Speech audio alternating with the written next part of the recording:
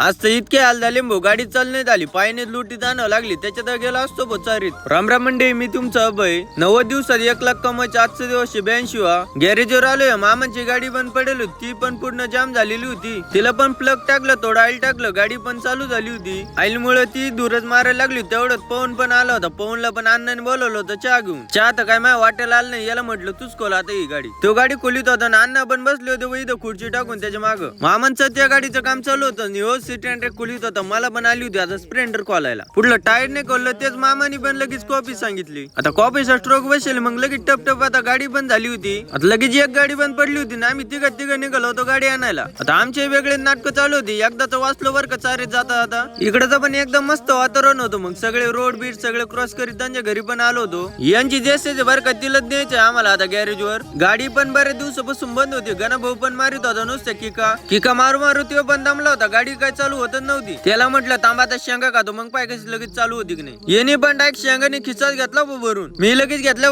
परत. मग आम्ही शेंगा खात होतो. मग गाडी काय चालूच नव्हती होत बरं का. तरी पण किका मारू दमला. योग्याला निघून डायरेक्ट तिकडं. आता यो पाहत होता बरं का गाडीला काय झालं. यो म्हणे पेट्रोल नाही भाऊ गाडीत. मग घेतलं झाडाखाली बसून. मग लगेच दुसऱ्या गाडीतून थोडं पेट्रोल काढलं. पेट्रोल टाकून पण चालणे झाली. मग पाय लावून चालवली होती आम्ही गॅरेजवर. येणे असा पाय लावला तर 50-60 स्पीड गाडीच पळत होती डायरेक्ट पुढं. पाय लावून तर आणली गॅरेजवर. आता गाडीचं काय करायचं ते पाहू द्या. तोपर्यंत तुम्ही पण घ्या टप टप फॉलो लाईक करून.